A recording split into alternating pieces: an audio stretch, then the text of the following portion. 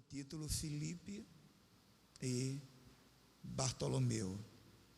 Continuamos estudando e aprendendo acerca dos discípulos de Jesus.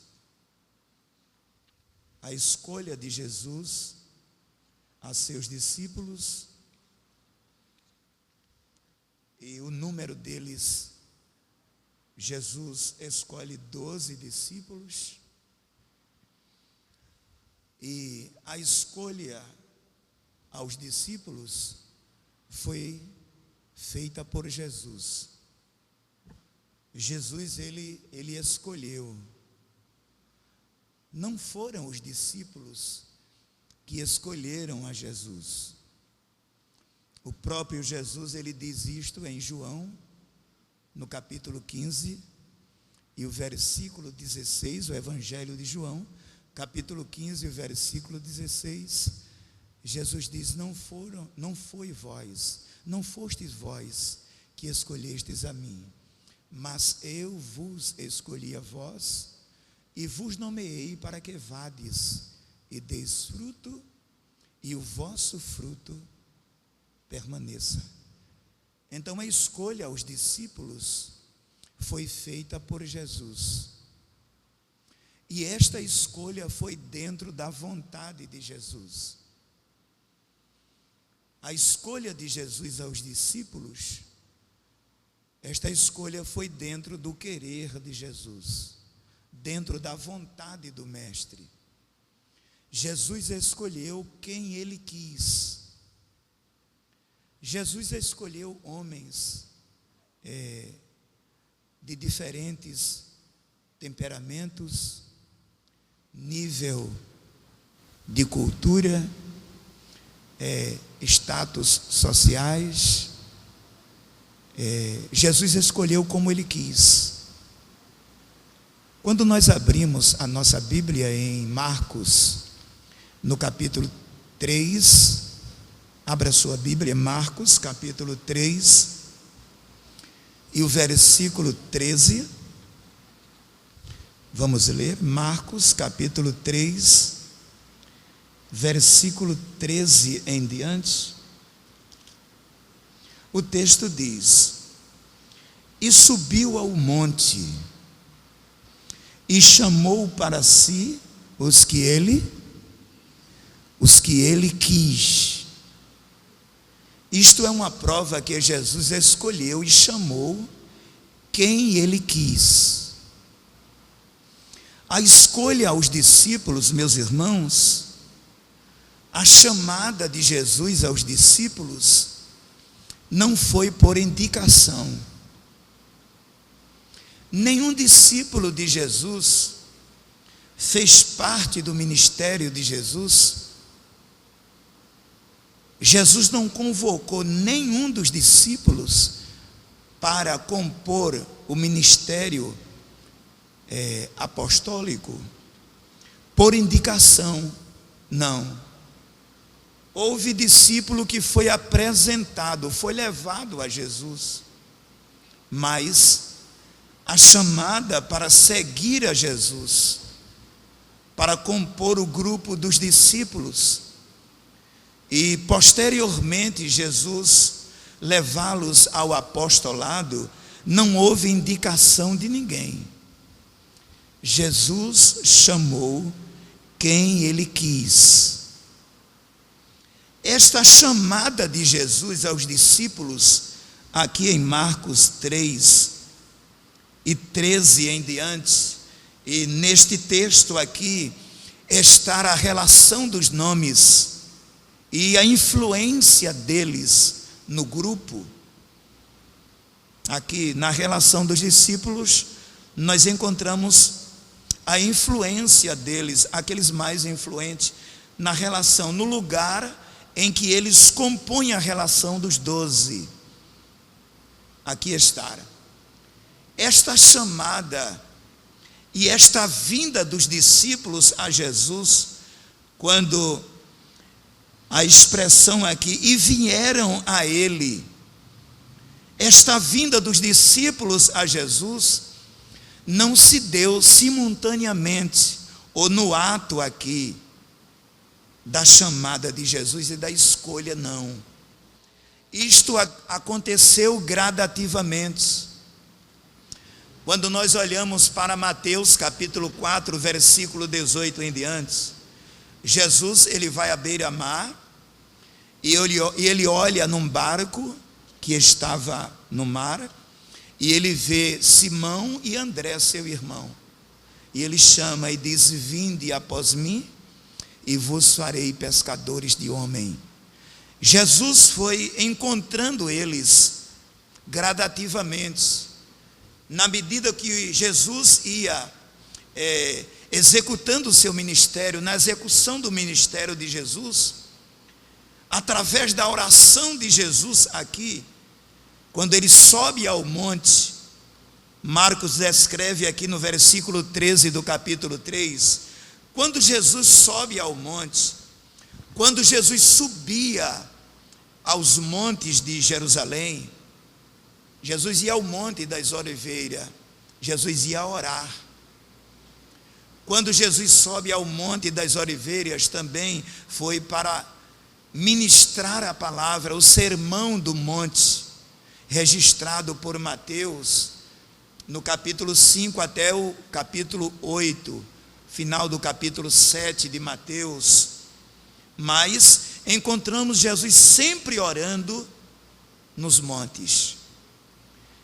Quando Jesus sobe para orar, e ele procura selecionar os homens que iria compor o seu ministério, Deus, o Pai, contribuiu para que estes homens chegassem a Jesus, para que Jesus visse eles. Então a chamada e a escolha de Jesus, o encontro de Jesus com os discípulos, deu-se gradativamente. Jesus o encontrou.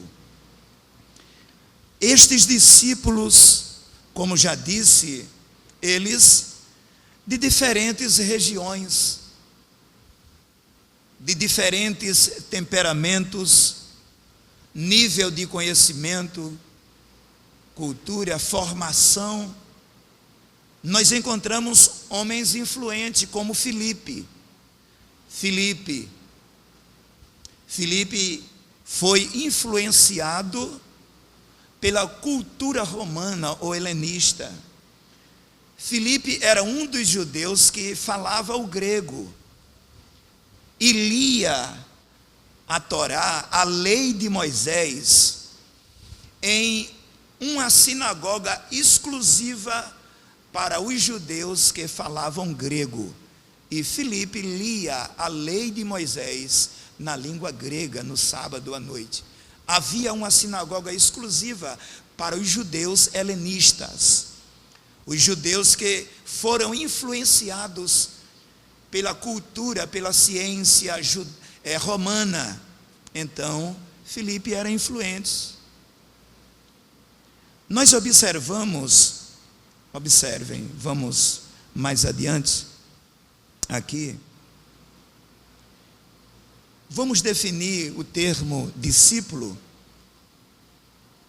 Discípulo é aquele ou a pessoa que recebe instrução em relação ao que o instrui. O que é um discípulo? É aquele que aprende. Um discípulo é um aprendiz. Um discípulo é um aluno, aquele que segue as doutrinas de outrem. Isto é um discípulo, ou a definição de discípulo. É aquele que segue as doutrinas de outrem. É um discípulo de outrem ou de seu mestre. Ser um discípulo de Jesus não é simplesmente estar envolvido em um modismo. Não é isto. Ser um discípulo de Jesus não se trata de ter alcançado algum status. Não é isto.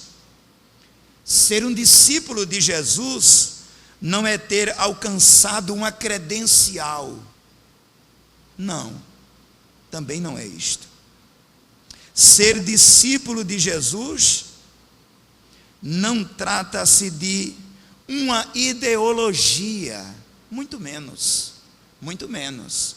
Observem, ser discípulo de Jesus é ser sincero e correto em relação aos seus ensinamentos.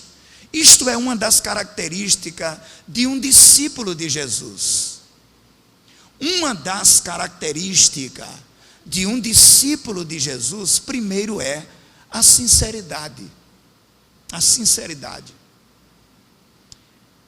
é ser correto em relação aos seus ensinamentos. Isto é uma das primeiras características de ser um discípulo de Jesus, um seguidor de Jesus. Ser discípulo de Jesus é defender os valores que o mestre estabeleceu como correto. Olha, ser um discípulo de Jesus é defender os valores. E que valores? Os valores estabelecidos por Jesus como correto, como a palavra. As doutrinas ensinadas por Jesus, o ensinamento de Jesus. Isto é ser um discípulo de Jesus. Às vezes nós admiramos aquelas pessoas que eles não gostam. Uma das características do legítimo discípulo de Jesus é que ele não concorda quando alguém vem distorcer os ensinamentos do seu mestre, que é Jesus. Quando alguém vem falar mal de seu mestre, que é Jesus, desfazer de Jesus, logo o verdadeiro e o sincero discípulo, ele se revela em meio a muitos, às vezes, que se calam, que ri quando alguém fala mal dos ensinamentos de Jesus, da igreja de Jesus e do próprio Jesus. O verdadeiro discípulo, ele se revela, ele se manifesta, ele diz: espera aí, não é assim como você está dizendo, não. Você conhece Jesus? Você conhece os ensinamentos de Jesus? Aí alguém pode até interrogar: e quem é você? Eu sou um discípulo de Jesus, e não aceito que você, sem conhecer o meu mestre, diga o que está dizendo. Então o verdadeiro discípulo é aquele que defende os valores que Jesus estabeleceu como correto. Terceiro ponto: o verdadeiro discípulo de Jesus é aquele que vive de forma autêntica o Evangelho de Cristo. O verdadeiro discípulo é aquele que vive de forma autêntica ao Evangelho de Jesus. Este é o verdadeiro discípulo de Jesus. Se conhecem pelas características. O verdadeiro discípulo se conhece até da forma de vestir. Você lembra de quando Pedro estava no pátio do palácio de Caifás? Quando foi interrogado por um servo, ele foi identificado pelas roupas. Quando olharam a forma de Pedro vestir, o verdadeiro discípulo, ele é identificado pela maneira que fala. Uma serva disse: tu és dele, porque a tua palavra, a forma de falar, te denuncia. O verdadeiro discípulo de Jesus, ele é conhecido pela maneira, a forma autêntica de ser um verdadeiro discípulo. Vamos mais adiante. Filipe, vamos para a lição.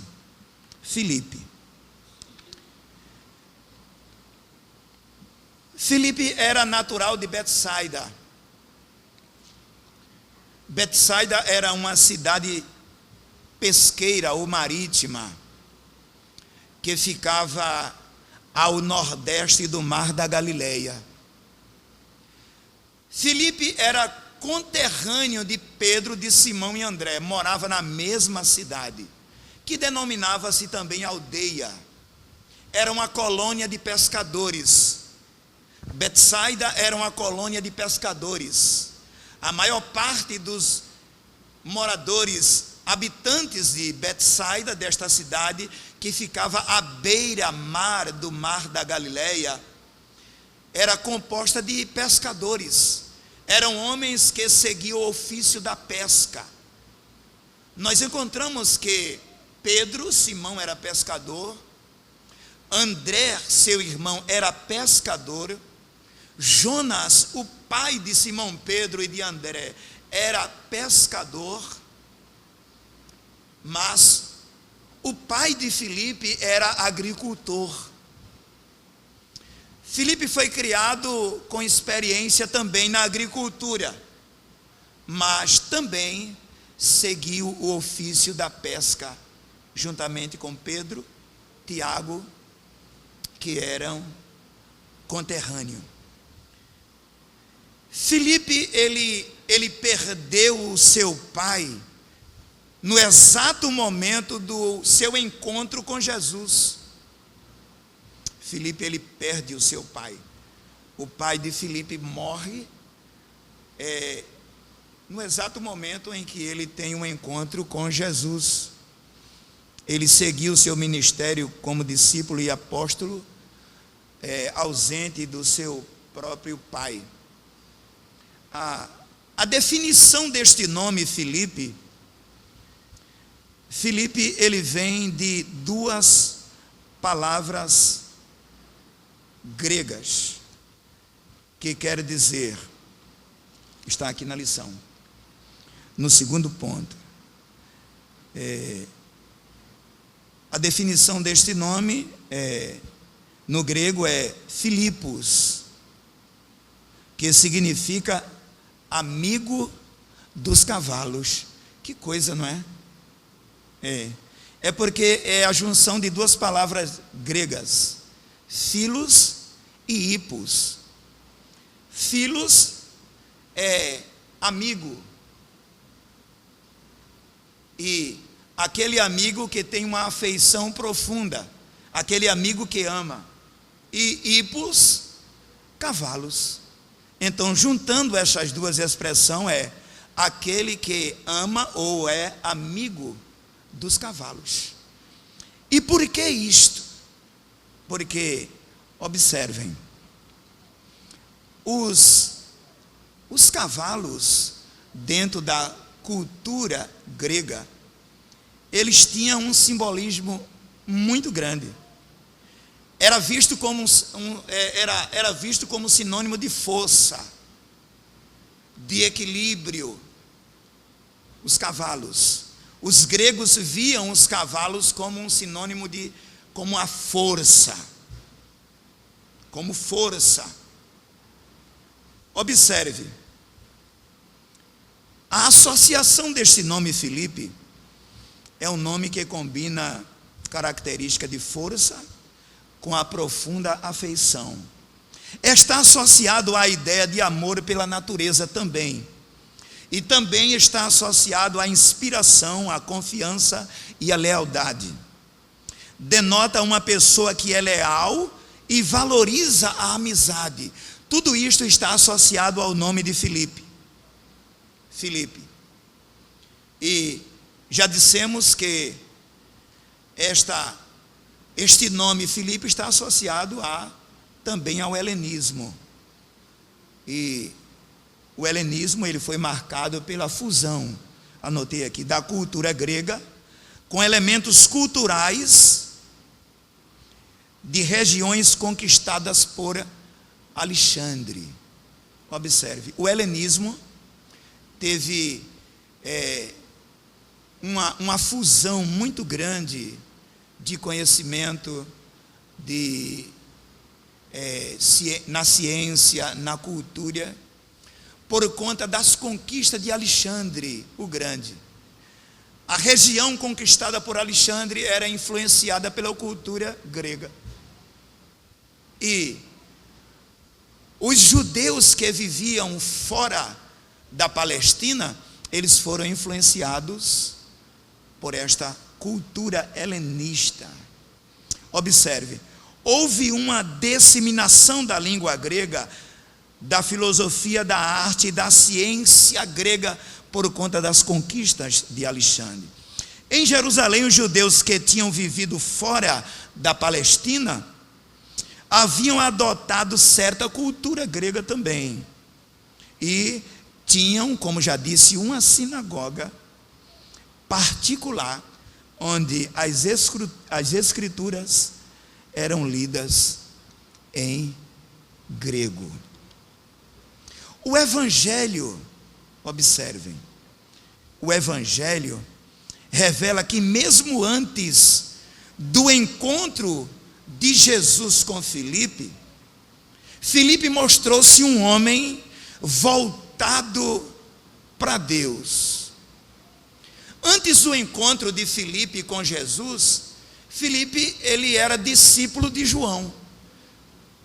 Quando nós abrimos a nossa Bíblia em João, no capítulo 1, versículo 1 em diante, nós vamos encontrar que Filipe, ele foi conquistado por João Batista. Filipe passou pelo batismo de João e era um dos seguidores de João Batista. Mas quando Jesus passa e João vê Jesus, aí João diz: eis aí o Cordeiro de Deus que tira o pecado do mundo. Esse é aquele de quem eu disse que, baixando-me, não sou digno de desatar as correias de sua alparca. Aí diz que 2 de seus discípulos seguem Jesus, Filipe e André. E quando eles seguem Jesus, ele diz: mestre, onde moras? Aí Jesus olha para ele e diz assim: vem ver. Eles seguiram Jesus. João capítulo 1, versículo 1 em diante. André vai de encontro a Simão e traz Simão e apresenta Simão a Pedro. E Filipe, Bartolomeu. E Filipe encontra Bartolomeu ou Natanael, que é a mesma pessoa. Bartolomeu e Natanael, alguns estudiosos e a tradição diz que pode ser que Natanael seja o sobrenome de Bartolomeu. E por que se identifica que é a mesma pessoa? Porque ele sempre está próximo a Filipe. Observem. Então, Filipe era um amante e um grande conhecedor das Escrituras, da lei e dos profetas. E por que nós entendemos que Filipe, este discípulo de Jesus, ele era um grande conhecedor da lei e dos profetas, era um amante da lei e dos profetas?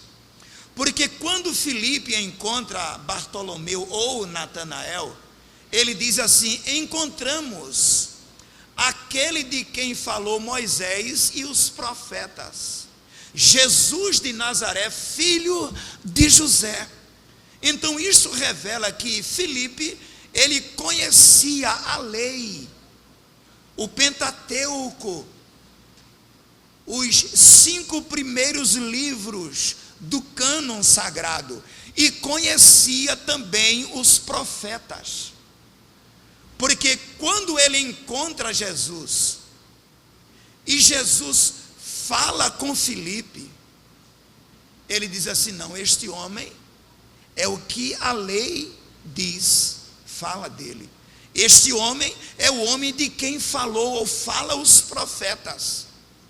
Aí ele diz a Natanael ou a Bartolomeu: achamos o Messias, de quem fala os profetas e a lei. Então, Natanael era um grande conhecedor da lei e dos profetas, era um amante da palavra, da lei e dos profetas. Filipe foi escolhido, foi chamado para compor o grupo dos 12 discípulos. Olha, Filipe ocupa o 5º lugar na relação dos discípulos. Ele era influente. Quando nós olhamos nos 3 primeiros evangelhos, Mateus, Marcos e Lucas, Filipe sempre está ocupando a 5ª posição. Mateus capítulo 10, versículo 1 a 4, Marcos capítulo 3, versículo 13 a 19, Lucas capítulo 6, versículo 12 a 16. Se você ler este texto, você vai encontrar Filipe sempre na 5ª posição. Ele era influente. Posteriormente, Filipe foi incorporado ao apostolado. Ele foi chamado principalmente para ser discípulo, aquele que iria ser formado pelo seu mestre, porque Jesus escolhe os 12, mas Jesus ia formar o caráter deles. E não é sempre assim. Jesus nos chama, a gente se aproxima de Jesus, a gente vem como a gente está lá no mundo, e acompanha a nós os nós, né? Os catombos, as falhas, os defeitos, os erros. Jesus chama a gente do jeito que a gente vem. Agora, quando nós chegamos aqui, quando a gente chega na presença de Jesus, aí Ele vai cuidando da gente. Aí Jesus vai formando, aí Jesus vai nos modelando, aí Ele vai tirando os defeitos que a gente tem, Ele vai nos ensinando, até porque nós aprendemos com Jesus. Mateus capítulo 11, versículo 28 em diante, Jesus chama: vinde a mim todos. Mas na sequência a gente encontra Jesus dizendo assim: aprendei de mim. Ele é o nosso mestre, Ele é quem nos ensina, e nós como discípulos, nós precisamos aprender com Ele. Ele é o nosso maior ensinador, Ele é o nosso instrutor, Ele é aquele que molda o nosso caráter, a nossa vida. Quando Ele chama Pedro lá no mar, Ele diz: vinde após mim e vos farei. Ele disse assim: eu vou transformar você, eu vou fazer você um discípulo. Agora você precisa me seguir, você precisa estar perto de mim, porque olha, o discípulo aprende a maneira do mestre viver. E tem mais uma coisa: o maior desejo do discípulo é ser como o mestre dele. Já viu isso? Você já observou isto? Que o maior desejo do discípulo é ser como o mestre dele. E isto até nos esportes, principalmente nas artes marciais, não é? A gente vê isso. O maior desejo do discípulo é ser como o mestre dele. Mas para isto, ele precisa sempre estar perto do mestre. Ele precisa copiar a forma do seu mestre. Ele precisa copiar a forma do seu mestre. Observem, diz a tradição de um historiador, aliás, o historiador Eusébio de Cesareia, que Filipe era casado, tinha 2 filhas e teria realizado muitos milagres, inclusive revivido um defunto, um morto. E a gente não duvida, e não passa, mesmo sendo algo vindo da tradição, mas isso não é difícil ter acontecido, porque quando nós olhamos para Marcos capítulo 16, versículo 19 e 20, diz que Jesus foi recebido em cima no céu e enviou os seus discípulos. Observe, abra sua Bíblia em Marcos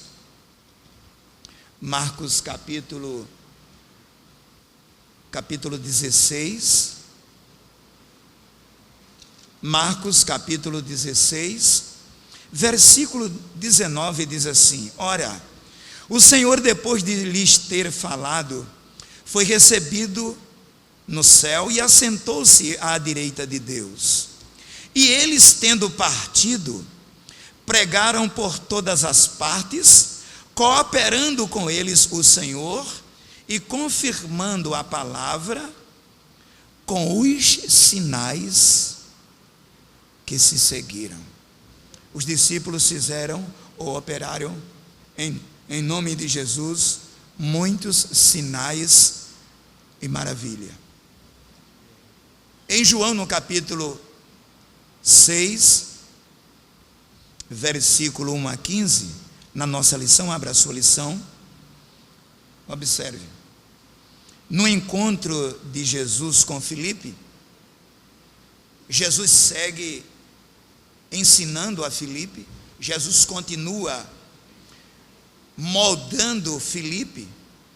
No capítulo 6 do Evangelho de João, versículo 1 a 15, na multiplicação dos pães e peixes, Filipe estava ali.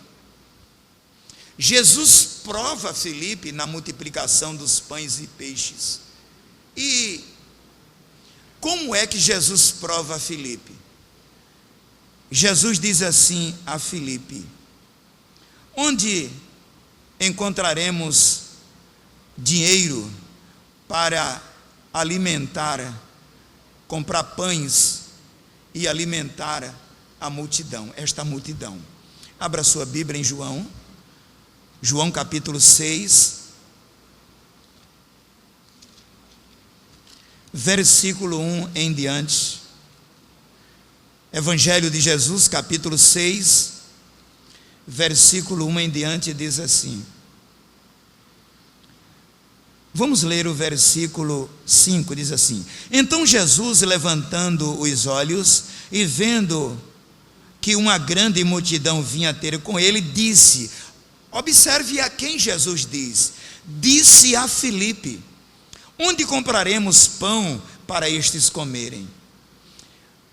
Veja o versículo 6, mas dizia isso para o experimentar, porque ele bem sabia o que havia de fazer.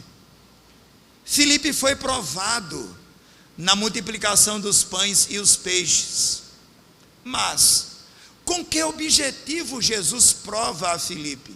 Ele pergunta direto a Filipe, aonde iria? Aí Filipe, com a sua pequena fé, ele diz assim, 200 dinheiro não seria suficiente de pães para que cada um alcançasse um pouco.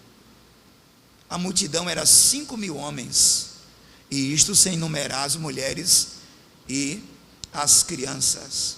Olha, Jesus prova a Filipe para que ele tivesse uma compreensão melhor ou maior da magnitude ou a grandeza do milagre.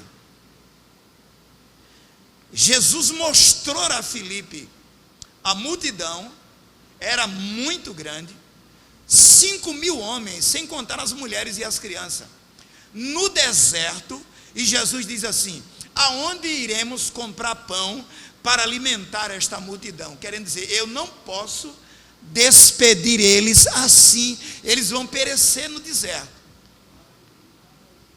Aí Filipe diz, 200 dinheiro não é o suficiente para comprar pão para alimentar eles.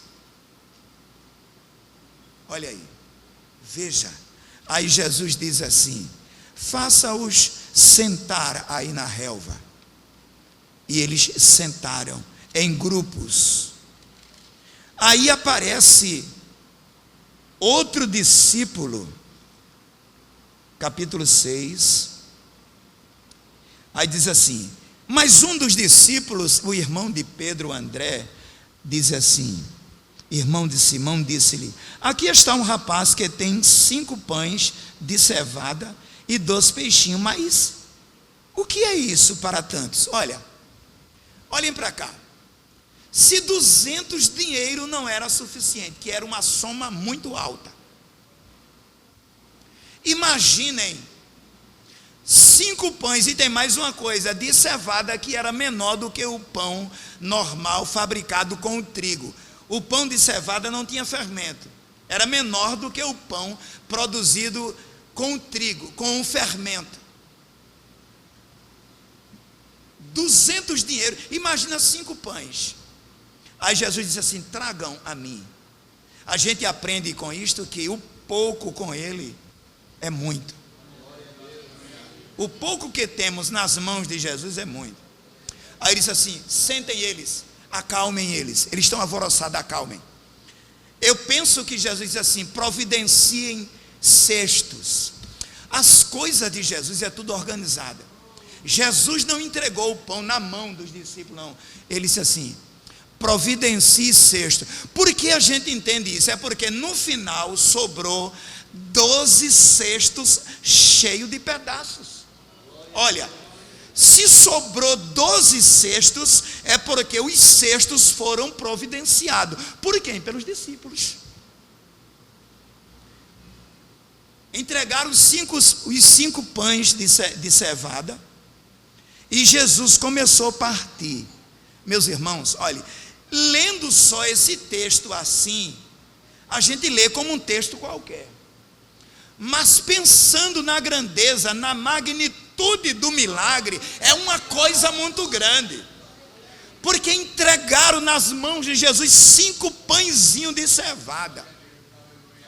Eu penso que Jesus disse assim: formem a fila, cada um com um balaio, um cesto. Olha, só um balaio, um cesto. Aí Jesus apresenta ao Pai e começa a partir. Ei, escuta, vocês não sabem o que é balaio, não é? Quem sabe aqui o que é balaio, diga amém. Meu Deus, quanto matuto o irmão Rosendo tem aqui. Balaio é a mesma coisa que cesto. Aí Jesus começa partindo o pão, aí enche o primeiro balaio e diz ao discípulo: vá distribuir. Aí ele enche o segundo, enche os 12. Aí eles vão e distribuem, esvaziam, aí volta. Aí Jesus torna a encher os 12. Aí ele vai, distribui, voltam com o cesto vazio, e Jesus continua enchendo. E os discípulos, eles não despertam para perceber a grandeza, a magnitude deste milagre.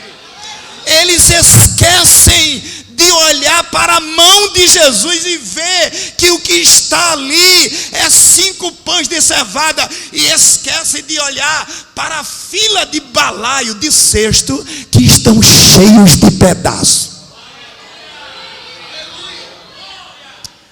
Você não imagina, aproximadamente, vamos dizer que para cada homem que estava ali, não sei se uma mulher ou um menino, 5.000 homens, 15.000 pessoas, aproximadamente de entre 13 a 15.000 pessoas, alimentar com 5 pães. E tem mais uma coisa: tinha momento que Jesus enchia o cesto de pedaço de peixe, e só era 2, e o texto deixa bem claro: peixinhos. Está no diminutivo. Peixinhos.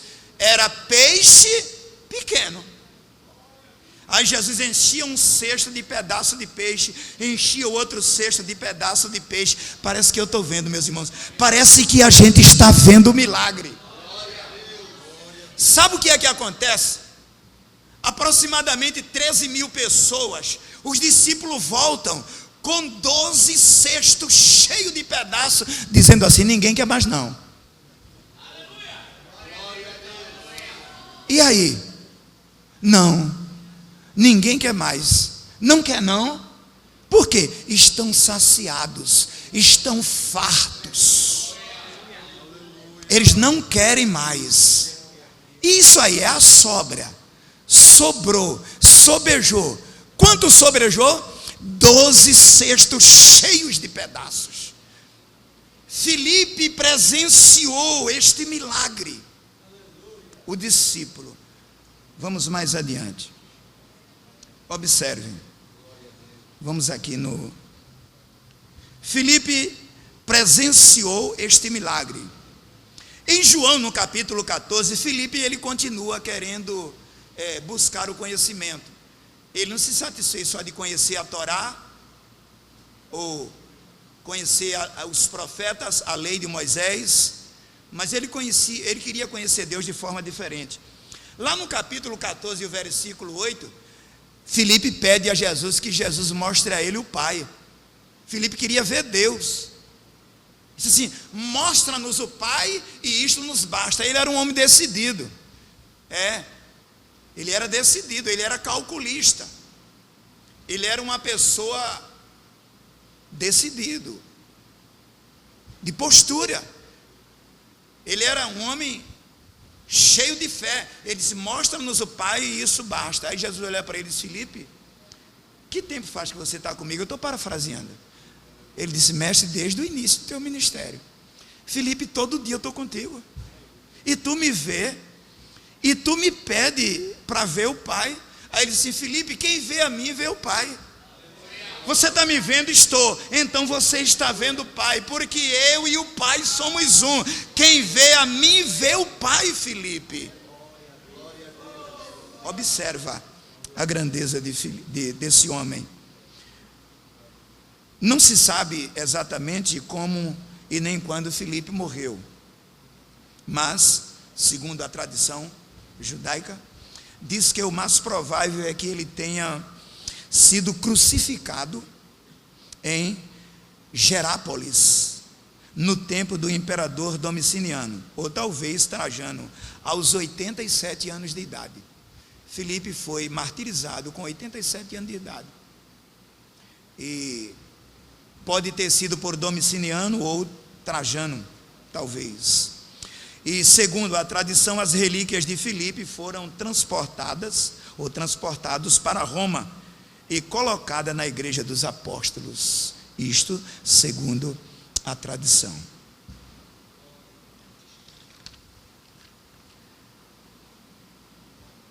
Segundo tópico da nossa lição, Bartolomeu. Vamos dar um toque aqui.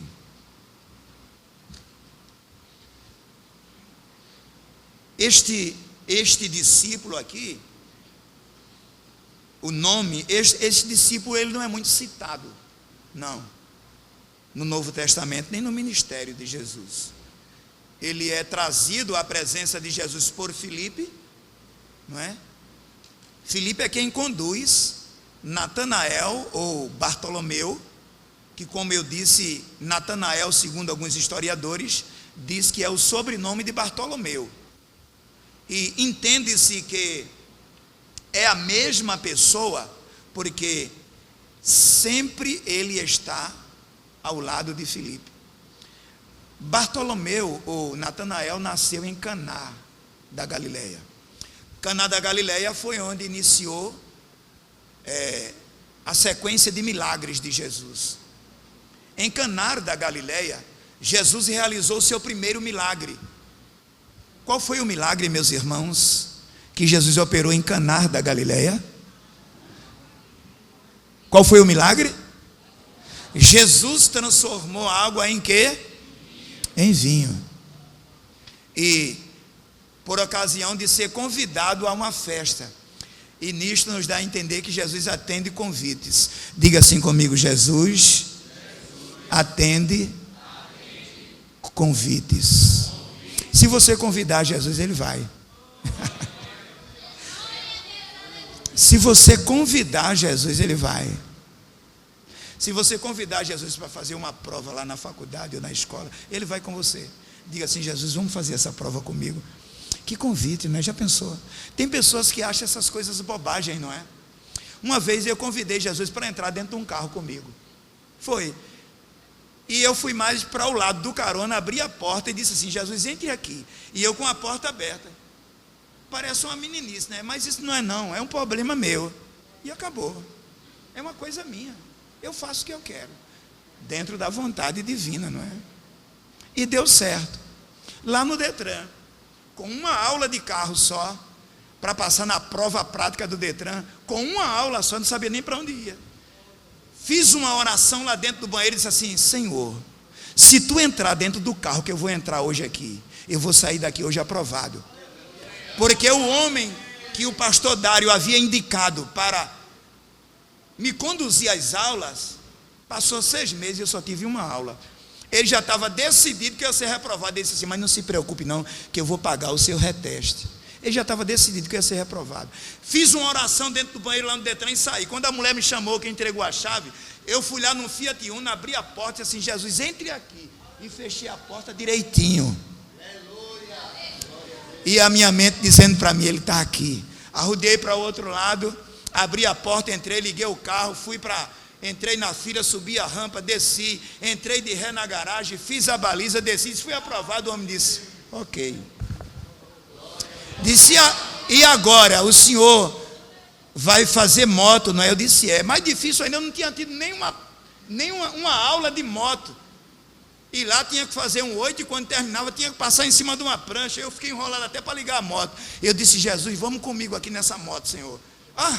Mas irmãos, olha, eu fazia um W, um Y, eu fazia um 9, eu fazia o número 10, 12, seja lá o que fosse. Eu fiz o 8, saí na plancha. Quando desci, digo: agora eu vou ligar para o homem. Quando liguei, ele disse assim: não se preocupe, eu vou pagar o reteste. Ele disse: precisa não? Eu disse: não, quem vai pagar sou eu. Eu digo: não precisa, não, o senhor não vai ter despesa nenhuma. Ele estava convicto que eu já tinha sido reprovado. Eu disse: sabe por que não vai precisar? Porque eu não fui reprovado.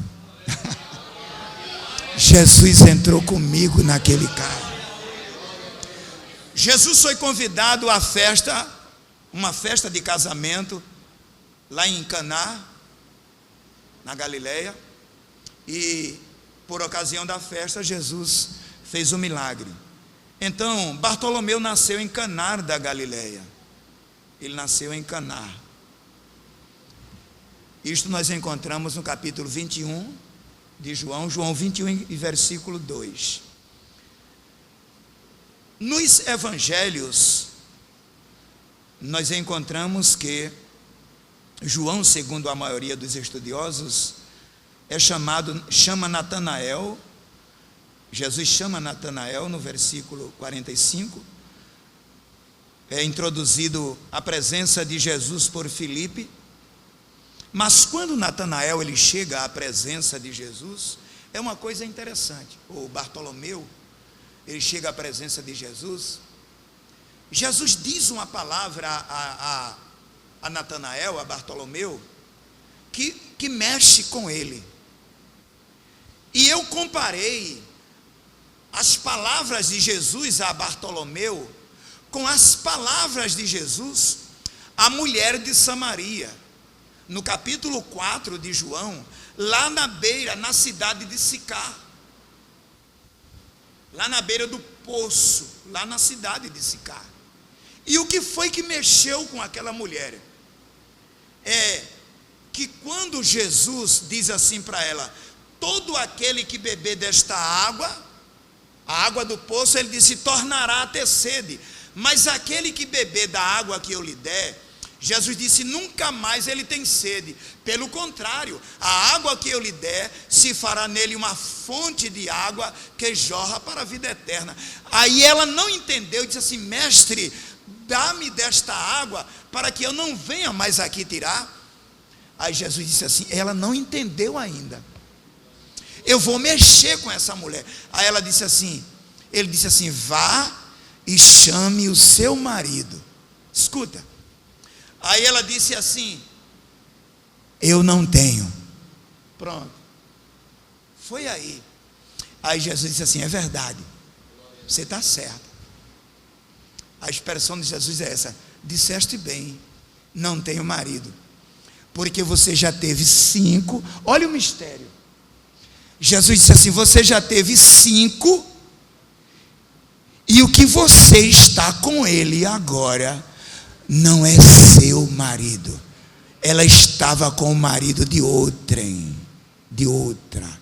Aí ela disse assim: eu vejo que tu és profeta. Veja como abalou ela.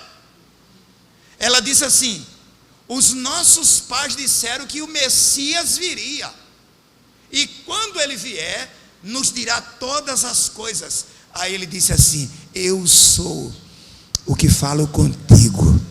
Este Messias que você espera está aqui. Aí ela correu para Samaria e disse: lá na beira do poço está um homem lá que disse: toda a minha vida Ele é o Messias que nós aguardamos.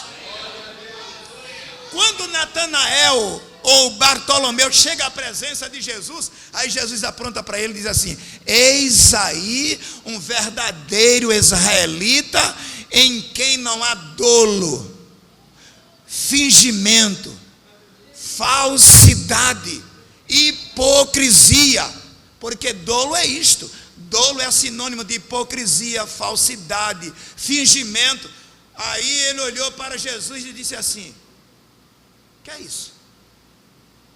Ele disse: e de onde me conheces?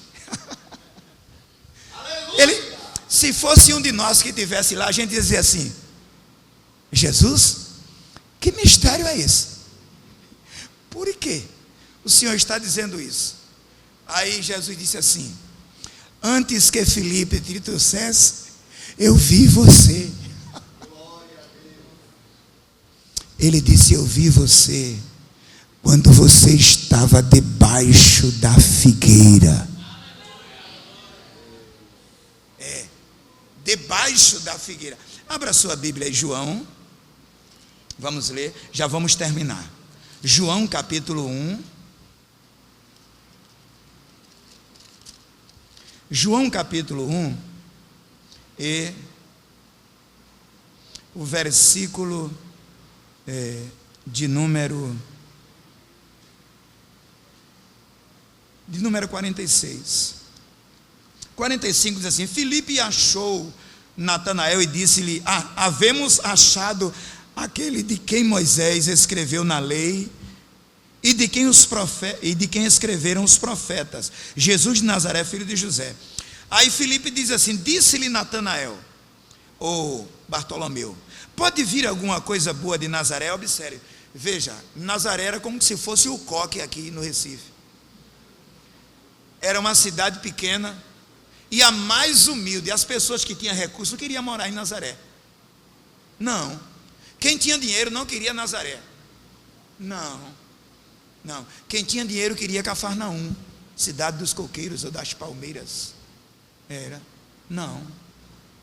Quem tinha dinheiro queria Jericó, outras cidades. Mas Nazaré era como uma favela.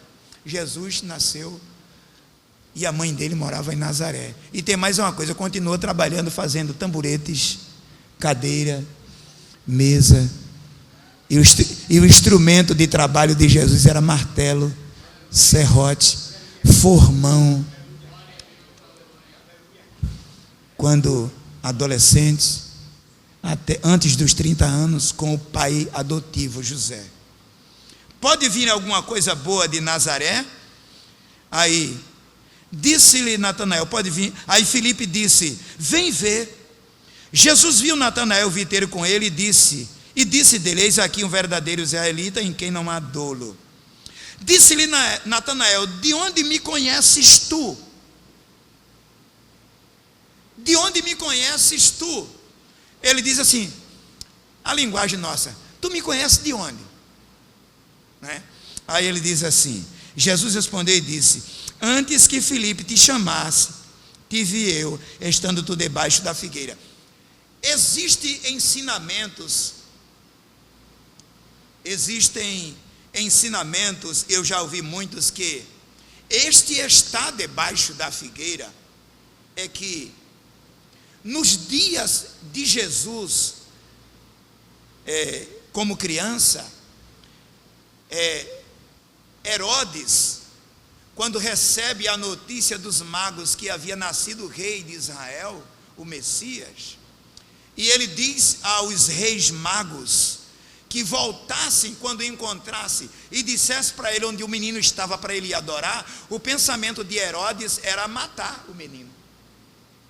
E eles, dirigidos pelo Espírito, foram por outro caminho, voltaram para Herodes. Herodes, revoltado, mandou matar todas as crianças. Ele esperou 2 anos pelos magos e não voltou. Ele mandou matar todas as crianças de 2 anos para baixo. Aí diz que nesse período Jesus fugiu para o Egito. José, orientados pelo Espírito Santo, por Deus, foi orientado a ir para o Egito com Jesus, José e Maria. Mas as crianças judaicas muitos morreram. E alguns historiadores dizem que a mãe de Natanael o escondeu debaixo das folhas da figueira, Mas, lendo outras obras, pode ser que a figueira em que Jesus viu Natanael debaixo, olhe, o pai de Natanael era agricultor, e os agricultores, eles repousavam debaixo das árvores, no período de descanso do trabalho. A figueira, ela produzia sombra, eram árvores frondosas, e os agricultores abrigavam-se debaixo das figueiras, e por estar neste momento de descanso, eles oravam debaixo das figueiras, eles liam a lei e os profetas debaixo das figueiras. E pode ser que Jesus viu Natanael ou Bartolomeu orando debaixo da figueira e lendo, meditando debaixo da figueira. Não temos base bíblica para que digamos que ele foi escondido por causa dos assassinatos de crianças, e também não podemos bater o martelo de que ele estava debaixo da figueira orando ou lendo a lei e os profetas, meditando na palavra. O certo é que Jesus o viu debaixo de uma figueira. Amém, meus irmãos? Vamos mais à frente. Vamos encerrar agora só com este. Um verdadeiro israelita, esta foi a expressão de Jesus. Jesus afirma que ele não era um israelita apenas de nascimento, não, mas alguém digno de ser chamado assim, porque possuía espírito, a piedade e a integridade de um judeu. Assim, diz aqui o comentador, devemos ser discípulos de Jesus, digno do nome discípulo. Ter o coração voltado ao Senhor Jesus e amar os seus ensinos. Jesus dá testemunho de Natanael, diz assim: eis aí um verdadeiro. E essa legitimidade de Jesus, apresentada por Jesus a Filipe, ele não era um israelita só de nome, não de nascimento, não. Ele tinha as características de um verdadeiro israelita, em quem não há dolo. Jesus disse: nesse aí não tem fingimento. E tem mais uma coisa: ninguém para nos conhecer melhor do que Jesus. Diante dele a gente não esconde nada. A gente se esconde por detrás das roupas, a gente não esconde na mente, a gente não esconde no coração. As nossas roupas que a gente veste não nos esconde de Jesus. A gente não consegue esconder nada nele na mente. Meus irmãos, que coisa, não é? Nem na mente a gente consegue esconder. Lembra do capítulo 2 de Lucas? Quando aquele paralítico desce na cama, que Jesus disse assim: filho, perdoados estão os seus pecados. Ninguém disse nada, mas pensou mal. Aí Jesus olha para aquela multidão que está dentro da casa e diz assim para eles: por que arrazoais em vossos corações? Dizendo assim: por que estão pensando dessa forma? Sondou a mente. Aí disse assim: qual é mais fácil eu dizer a ele: estão perdoados os seus pecados, ou dizer a ele: levante, tome a sua cama e ande? Aí não disse mais nada a ele. Aí olhou para o doente e disse assim: fique de pé, levante, pegue essa cama e vá para casa. Pronto, está resolvido. Jesus conhece a mente e os corações. Ele sabe aonde está a legitimidade. Ele sabe, ele conhece aonde está a hipocrisia, a falsidade, o engano. Mas em Natanael ele descobre estas características. Vamos encerrar. Jesus conhece a cada discípulo. Ele conhece o coração. Jesus acompanha a cada discípulo. Olha, Jesus acompanhou Natanael. Debaixo da figueira, lá estava Jesus olhando para ele. Jesus tem uma verdade infinita para o discípulo, para nós os discípulos. O que é que ele diz a Natanael? Ele diz assim, ele diz a Natanael, a expressão bíblica, ele diz assim: porque eu te disse, te vi debaixo da figueira cres. Aí ele diz assim: coisas maiores verás, daqui em diante verás os anjos de Deus, ou do céu, descendo e subindo sobre o Filho do Homem. Olha que promessa feita a Filipe.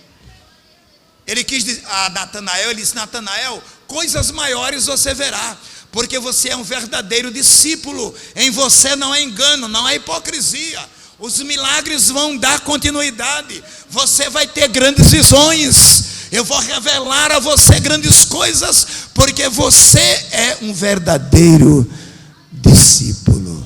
Amém? Quantos podem dizer amém, meus irmãos? Quero encerrar aqui. O martírio de Bartolomeu, ele morre de uma forma muito trágica. Bartolomeu foi esfolado vivo. Imagine. Olhe, segundo a tradição, diz que o martírio de Bartolomeu ocorreu na cidade de Albanópolis, hoje é a cidade de Derbent, na região russa do Daguestão. E o que era que acontecia para que isto acontecesse? Eles enrolavam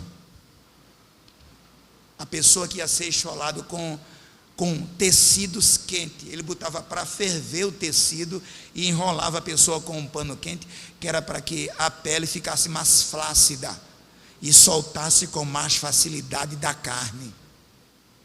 E às vezes banhavam a pessoa com água quente, não quente o total para cair a pele, mas quente o suficiente para que a pele ficasse um pouco flácida, e esfolava a pessoa inteira. Levavam para debaixo das árvores. Os esfolamentos aconteciam muito debaixo das árvores. Amarrava a pessoa e esfolava viva. Então Bartolomeu foi esfolado vivo. E isto porque o governador local não aceitava a pregação do evangelho, e nem que os nativos se convertessem ao evangelho, ordenou o esfolamento de Bartolomeu vivo. Amém, meus irmãos? Mas aprendamos com Filipe, que mesmo sendo influente, tendo sido influenciado pela cultura romana, achou que seguir a Jesus era mais valioso do que a influência que ele havia recebido. E Bartolomeu não teve a sua vida por preciosa, mesmo enfrentando o martírio, foi fiel até o fim. Quantos podem dizer amém? Quantos podem dar uma glória para Jesus?